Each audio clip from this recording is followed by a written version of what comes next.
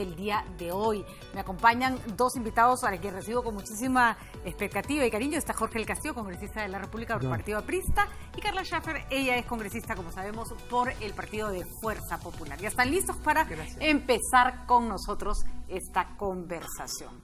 Varios temas sobre los que vamos a hablar el día de hoy. Primero, la señora Keiko Fujimori habló, vamos a presentar su mensaje en un momento, porque responde un poco a la coyuntura de lo que ha ocurrido con pos el voto de confianza. Sigue la discusión sobre la bicameralidad en la Comisión de Constitución, así como la posibilidad de que esto vaya a referéndum, y algunas noticias interesantes nos llegan de esta campaña municipal que la verdad está pasando completamente desapercibida. Acá los congresistas se ríen, pero es verdad, ¿no? Sí. La mayoría no sabemos todavía, muchos no sabemos ni siquiera por quién votar. ¿Ustedes ya tienen candidato? No tenemos candidato propio, más bien hay una confusión ahí de gente. Confusión de gente, ¿no? Bueno, yo en Piura sí. En Piura ya eligió la congresista Schaffer, la felicitamos. Yo en Piura también tengo. Pero... Por el mío. Vamos rápidamente a escuchar a la señora Keiko Fujimori, lideresa de Fuerza Popular, que dio este mensaje el día de hoy. Yo entiendo que cuando uno tiene que confrontar a la corrupción, cuando tiene que tomar decisiones difíciles, esto implica un costo político.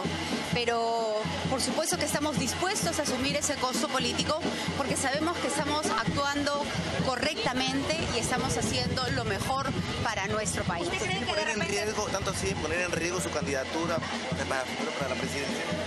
Los que estamos en política no miramos ese tipo de riesgos, sino miramos lo que es beneficioso para nuestro país. Enfrentar a la corrupción y hacer un proceso de fiscalización y control político el último año no ha sido un proceso fácil, ha sido un proceso difícil para todos los partidos políticos.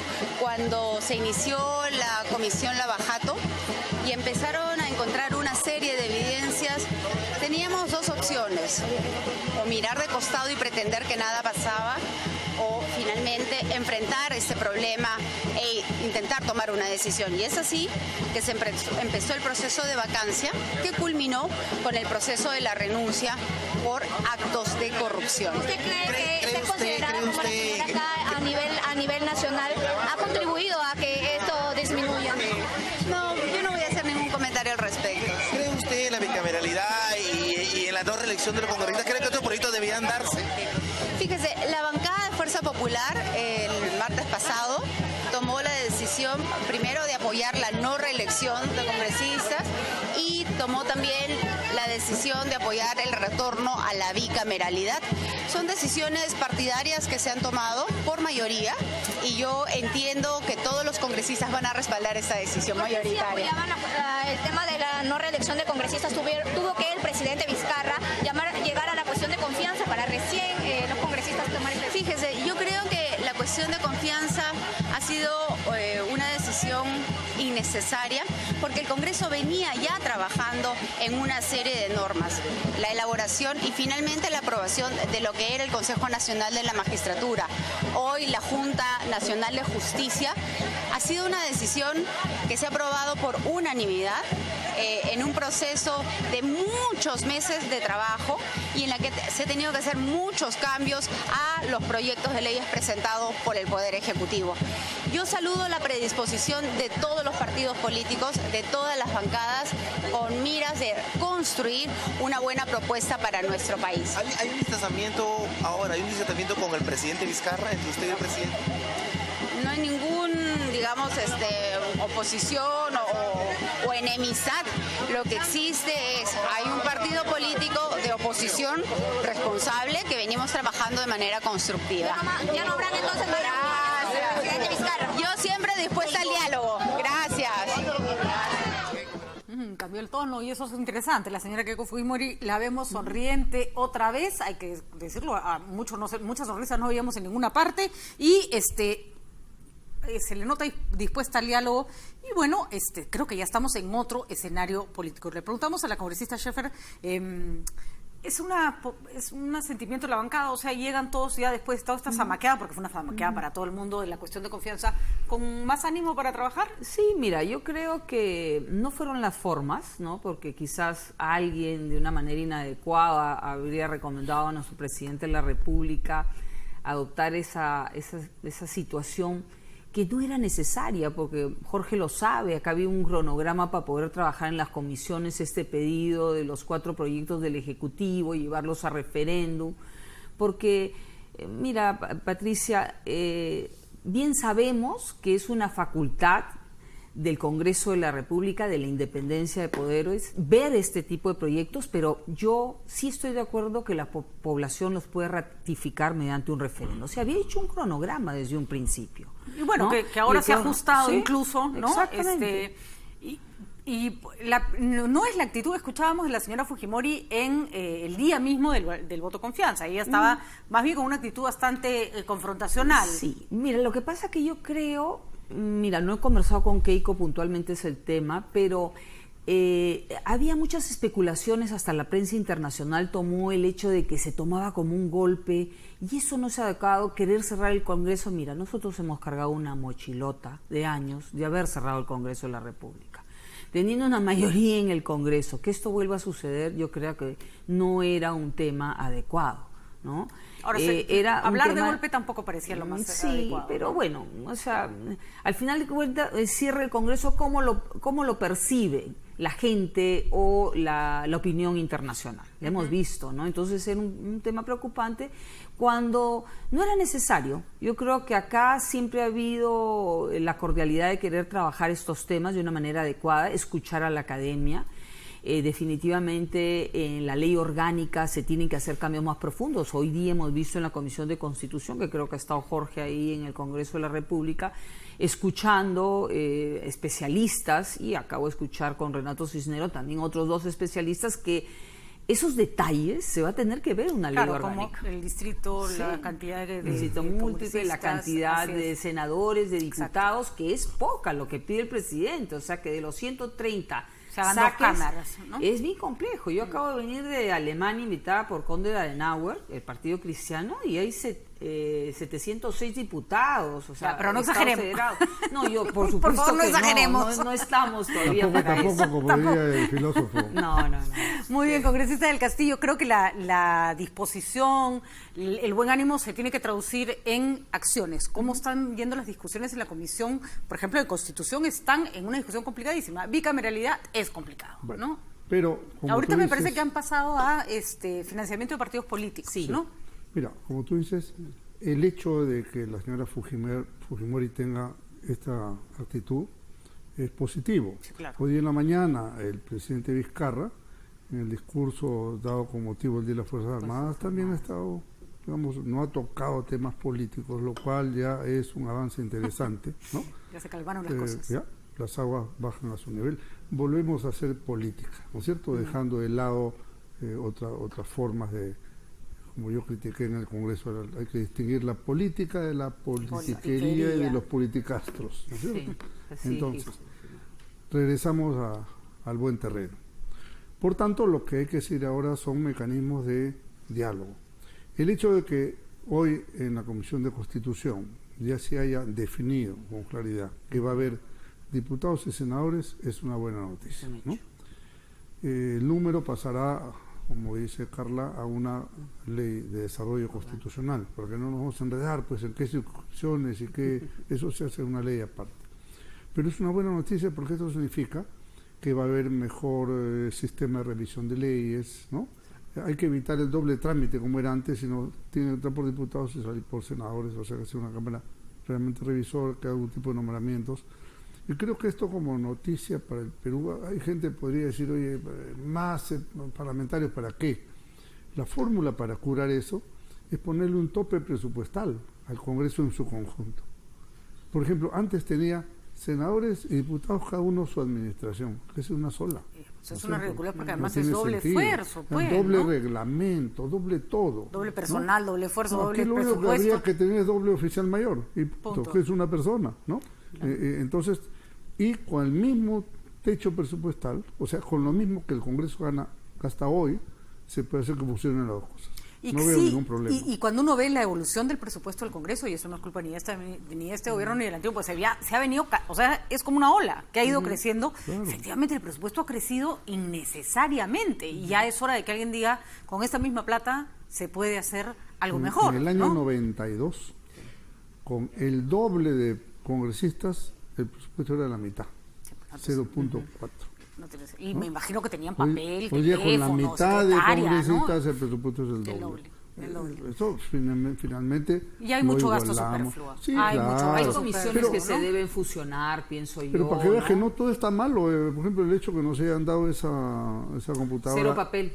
¿no? Cero Eso papel. eliminamos toneladas de papel. Toneladas, no te imaginas. ¿Cuántos árboles estamos salvando? Y además me da risa por la gente decía, ese iPad cuesta un montón de plata, mucho más plata cuesta el papel, mucho más plata cuesta el papel. O sea, cortar un árbol, quitar el oxígeno, o sea, son... Pero me parece que en el Congreso el presupuesto en papel era, creo que el presupuesto tú lo archivó La Nación no, hay más en papeles que a un par de veces meses. Nadie los tocaba.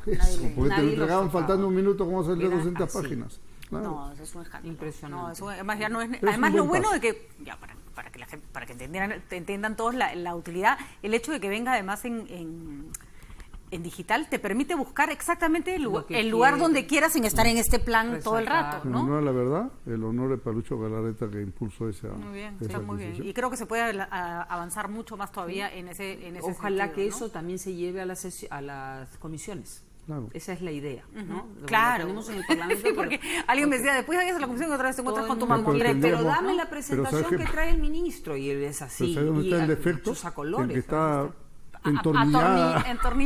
Sí, pero tienen uno más chico que usan, que les dieron desde el comienzo, tengo entendido, ¿no? No, más bien más grande. Desde el periodo pasado.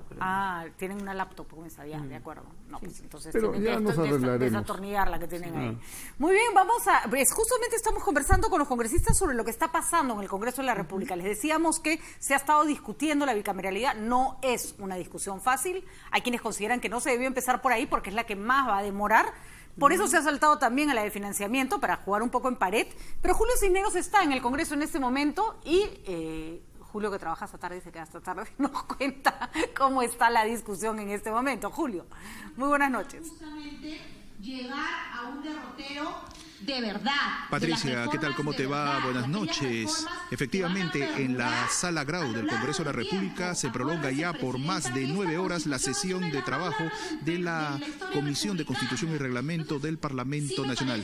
Gran parte de la jornada, Patricia, estuvo centrada en el debate del predictamen relacionado a la bicameralidad en el Parlamento Nacional, figura que esta tarde, Patricia, alcanzó consenso en el grupo parlamentario presidido por Rosa Bartra, de la bancada de Fuerza Popular. En ese sentido, la Comisión de Constitución ha dado el visto bueno a 2 puntos vinculados al artículo 90 de este predictamen sobre bicameralidad.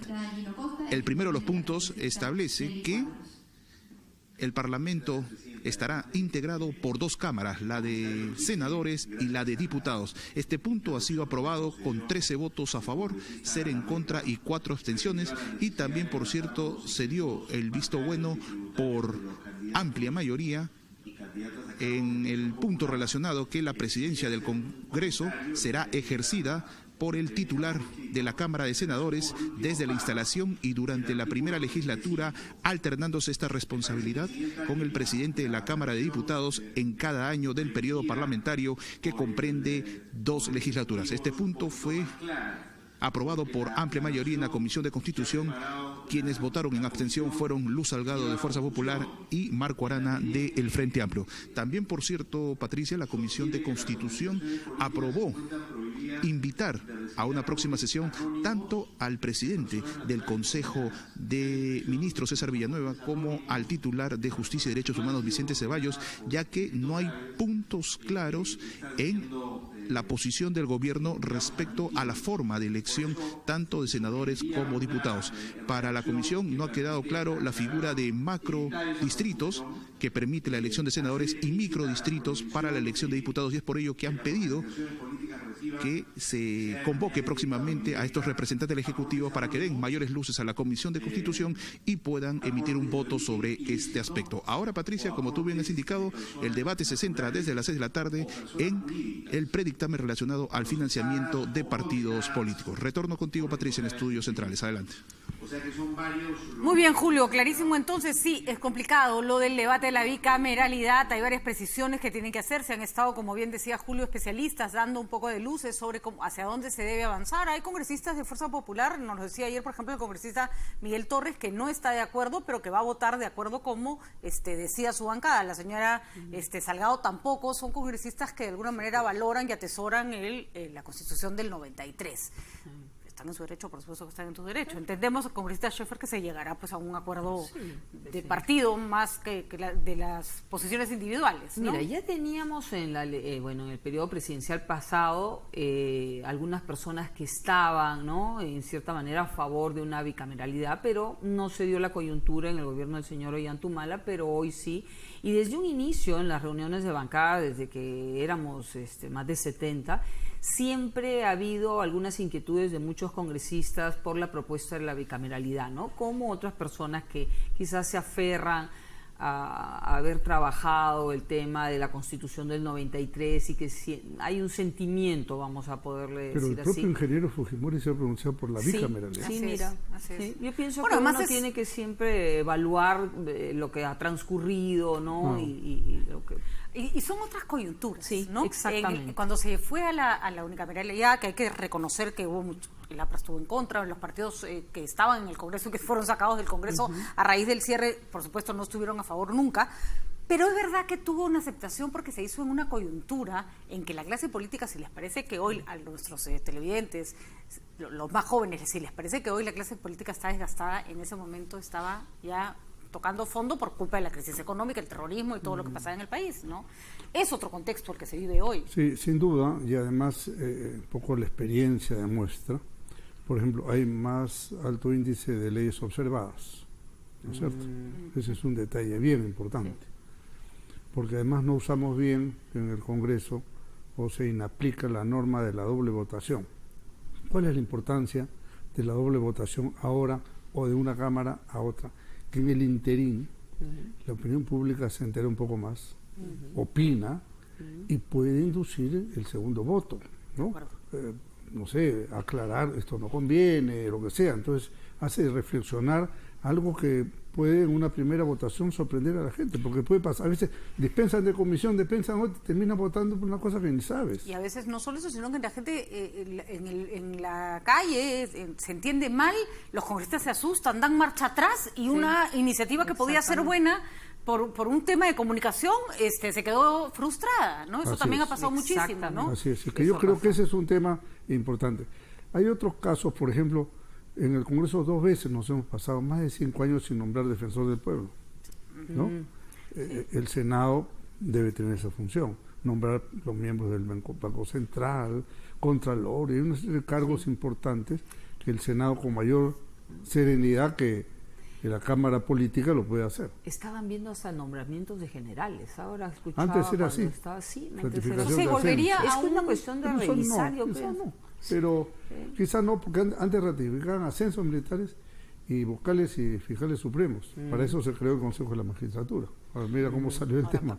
Ahora vamos a ver de cambiarlo, ¿no? Pero tal vez se terminaría con el festín que hay en ascensos de militares, que ya hemos visto que a veces le trunca la carrera a muchísima gente de manera injusta. Pero ¿no? en la medida que la institucionalidad se vaya firmando, creo que eso hará que sean fieles a los criterios pues de méritos y antigüedad. Y bueno, además hay que decirlo que se lo voló alegremente el tema de la meritocracia fue el señor Ollantumala, ¿no? Lo que no era bueno tampoco es que a veces vayan pues estén atrás de los senadores, de los parlamentarios, jueces que querían ser supremos o generales que querían ser ratificados o embajadores que esperaban confirmación. Me imagino lo que se puede convertir el pasillo del Congreso en esas circunstancias. Una parte ya casi anecdótica de la discusión fue cuántas horas trabajan en el Congreso para llegar adelante estas leyes, pero hay que reconocer con la congresista Schäfer también estábamos viendo que a rato se ve vacío el Congreso y eso es una pésima señal. Pero escuchemos el debate que se desató entre Luz Salgado y Johnny Lescano sobre este punto. Al día siguiente que usted había convocado también tenía la obligación de entregar el documento importante de la culminación de la investigación Lavajato. Entonces, seguidamente hubo la Comisión de Acusaciones Constitucionales también. Entonces yo veo como muy mezquino aquellas críticas que se hacen sin fundamento, ¿qué es lo que quieren? Que nosotros trabajemos en la noche, en la madrugada y sigamos al día siguiente. Son temas tan importantes que requieren también una meditación, señora presidenta, y no puede ser que periodistas que están aquí, que conviven con nosotros en el Congreso de la República, saben del trabajo que realizamos. Congresistas que han estado en las diversas comisiones sigan con la crítica absurda. Y a quien no les interese el informe final del Lavajato, es por algo, señora presidenta. Gracias. No podemos decir, oiga, se nos ha criticado y esos críticos son tales y cuales y son injustos, que no puede ser, que el periodismo o los colegas congresistas. Fuerza Popular también tiene sus posiciones, también tiene sus críticas y nosotros las aceptamos, respondemos. Pero no pueden decir, oiga, nos están criticando, qué barbaridad, entonces que se vuelve esto una dictadura, a todos una mordaza y se acabó. No, señora presidenta, hay que ser flexible, democrático, pluralista y consecuentemente hay que aceptar una serie de posiciones. Ayer se suspendió, señora presidenta, la Comisión de Constitución, a nosotros nos habían convocado y de pronto dice, no va a haber Comisión de Constitución, va a haber pleno. Luego, no va a haber pleno. Entonces, ¿qué vamos a hacer nosotros? Vamos a decir que todo esto está bien. Entonces, hay que ser democrático, señora presidenta, no estar diciendo, oiga, nosotros nomás tenemos la razón. Es una posición dictatorial que hay que erradicarla en este Parlamento. Gracias. Bueno, a ver, veamos. ¿Se está trabajando fuerte en el Congreso? Sí, se está trabajando fuerte. ¿Siempre se trabaja fuerte? No necesariamente. El Congreso tiene, pues ya que a veces yo ya quisiéramos sus vacaciones, los humildes mortales, ¿no? Porque cuando no hay legislatura tienen un tiempo. Pero es verdad que ustedes no lo han decidido, ¿no? Así, esas son las reglas. No, pero las comisiones siguen, ¿ah? En las comisiones sí. Pero sí, a ver, yo te quiero decir algo. Porque acá los que madrugamos. Sí. Yo sé, la situación de un congresista de región, sin desmerecer el trabajo de los congresistas de la región Lima, de la capital, es totalmente diferente. Cuando nosotros se suspende la época de comisiones, el receso, nos vamos a Piura, porque la gente quiere vernos en Piura. Imagínate, Piura es inmenso, más de 42.000 kilómetros cuadrados. ¿Cómo te enteras o sea, yo irme a Huancabamba y a Vaca son 9 horas, o sea, te tienes que ir a quedar a dormir allá. Entonces, es muy difícil cuando hay legislatura y tienes comisiones lunes, martes, miércoles, el pleno, ¿no? Poder tener presencia en nuestras regiones. Es muy dura la situación, ¿no? Yo sí pienso que el Congreso trabaja de una manera bastante fuerte. Hay congresistas que tienen mucho compromiso, hay congresistas que tienen 4 o 5 comisiones y que a veces quizás ese hecho conlleva que descuiden algunas funciones o participaciones en algunas comisiones. Por eso es importante, yo siempre le digo a los nuevos congresistas que entraban con nosotros, analiza, ve cuáles los ejes de desarrollo de tu región que quieres trabajar, no te aloques por estar en todas las comisiones, ¿no? Escoge 3 comisiones para que hagas muy buen trabajo y poder coordinar con tu región. Ahora, además el trabajo del congresista se medirá al final, en virtudes que Mauricio tiene un proyecto de ley para disminuir los plazos de cuando hay recesos de periodos, ¿no? Que esos son bastante largos. Ahora sí, se trabaja en el Congreso. Lo cierto es que así como tampoco hay que cargárselos, tampoco es que hay que felicitarlos por trabajar. O sea, es como... No, es parte, es una responsabilidad, ¿no? Es nuestra responsabilidad, ¿no? ¿Para qué has venido acá? Exacto, y si hay que acelerar la máquina porque hay un tiempo de sarna con gusto no pica, ¿no? Pues además, yo creo que el debate resulta un poco inútil cuando... Sí, pues sí chambean y sí, pues a veces hay que chambear el doble, ¿no? Bienvenidos al club de los peruanos que trabajamos. Es que el trabajo no solamente es estar ahí sentado escuchando. Por ejemplo, uno tiene que tener mucha capacidad innovativa, pensar cosas, ser creativo. La representación es lo que dice Carla, hay que ir acá en Lima. Tenemos que ir a dónde, a los asentamientos humanos, a diversos sectores sociales, ¿no es cierto? De hecho, lo hacemos. Yo estoy en 4 comisiones más 2 grupos de trabajo adicionales. Entonces, me ocupa todo el tiempo. Ahora, y no tenemos sábado domingo, es una cosa, claro. muchísimas. Es verdad que hay congresistas a los que uno no les ve la cara nunca. No los voy a juzgar porque no sé si están haciendo cosas por sus regiones y que su trabajo no necesariamente es visible, ¿no? Pero hay congresistas que de pronto aparecen el último año y tú dijiste, este señor, ¿no? Un gusto conocerlo, ¿no? Sí, claro, ¿no? Y no porque no vengan a los medios de comunicación, es que no los ves en general haciendo trabajos, ¿no? Hay otros que sí, que se nota que se sacan el ancho, ¿no? Pero bueno, en todo caso la discusión es un poco inútil y repito, no tiene, los discursos acá sobran, lo que vamos a necesitar, lo que va a mostrar que trabajan no son los resultados, ¿no? Sí. Exacto. Sí, y el trabajo parlamentario tampoco se mide por el número de leyes, ¿no? Ojo, eso es muy importante. No, eso, al contrario, el exceso de leyes puede ser han hecho una encuesta de la mejor parlamentaria, ¿no? Entonces ponen por número de proyectos que presentados, ¿no? Es un error, sobre una todo distorsión. Cuando se presentan proyectos de ley mamarrachentos, que lo único que hacen es hacer perder el tiempo, gastar horas hombre y gastar papel. Esos declarativos, por ejemplo, exactamente, declarar el día nacional, el día del gato. Pero yo te digo algo, mira, yo agradezco a Patricia y muchos periodistas que hoy tocaron. Hoy día es el día del Alzheimer, ¿no? Sí. A veces ese tema del declarativo, yo tengo un proyecto de ley que para mí fue importante, el día de la trata de personas, para visibilizarlas. Yo le agradezco a Patricia, he hecho una entrevista extraordinaria a Silvia y le agradezco a la ministra, gracias. O sea, ya tener esa posibilidad de que las personas a través de un sistema integral de salud puedan acceder a un tratamiento de Alzheimer. Antes era algo que no lo veíamos, y que se asume, no lo considerábamos. Y que se asume que la familia se las tiene que entender sola, ¿no? Lo cual y cuando hablamos de la familia hablamos de las vecinos, mujeres, ¿no? De que al final, o sea, cuando la familia se desentiende o no tiene familia, los vecinos están viendo cómo atender a esa persona realmente. Y es durísimo, ¿no? Y por ejemplo, sí, a veces, por ejemplo, ese tipo de eso no es declarativo. Eso tiene una función distinta, ¿no? Que es, ojo, acá hay un problema, ¿no? Sensibilizar, hacer que el Estado tome cartas en el asunto, ¿no? Nosotros tenemos más de 200.000 personas con Alzheimer, ¿no? Ese es más o menos. Y yo estoy segura que la cifra está escondida, que todavía hay una cifra escondida. Estás hablando de diagnosticados, es igual que el autismo, ¿no? O sea, ¿cuántos niños llegan a tener el diagnóstico? Como decía la ministra, ¿no? Nos hemos desviado un poco el tema, pero el tema es fundamental. Como decía la ministra, la gente cree que ya se olvida porque es viejito, ¿no? Y no, pues lo que tienen no es una persona que se olvida porque es viejito, es una persona que tiene Alzheimer, ¿no? Perdida los recuerdos. Qué tristeza, ¿no? Estamos trabajando en esa línea, esos temas que son bien importantes. Son fundamentales, ¿no? Una ley que ya está presentada, un proyecto de ley, que es para generar una política nacional de salud mental, ¿no? Hemos trabajado muy bien con la ministra, precisamente, con el doctor Gutipé, que es el director de salud mental del Ministerio de Salud, y otros profesionales destacadísimos que han ayudado todos a Honoren. Así es que el proyecto va avanzando y eso va a incluir todas estas dolencias, trastornos, etcétera, porque el Estado, ¿no? O sea, a veces nosotros vemos, y en el Congreso, muy buena fe, vamos a subir la pena de muerte, cadena perpetua, cosas a las consecuencias de los hechos, pero no se ataca la raíz del problema, y es la desatención de salud mental que existe acá y en muchas partes del mundo. Esos crímenes que vemos en Estados Unidos, ¿qué cosa es? ¿No? Y queremos incluir que los seguros cubran, por supuesto, ¿no?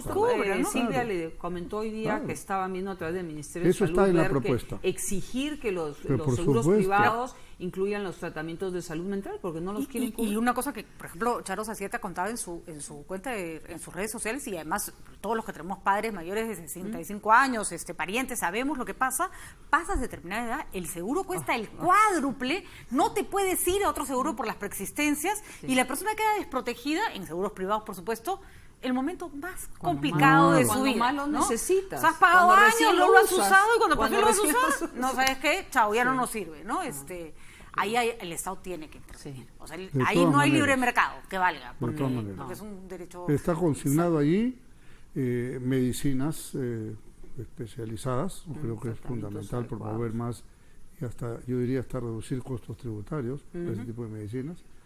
Y también tenemos muy pocos psiquiatras, no hay ni 1000. No, nada. El otro día tenemos que estimular más. Y, por ejemplo, venía un congresista que decía que para casarse necesitábamos un certificado de salud mental. Imagínate. Y yo le decía, ¿quién te lo va a dar? ¿Quién te lo va a dar?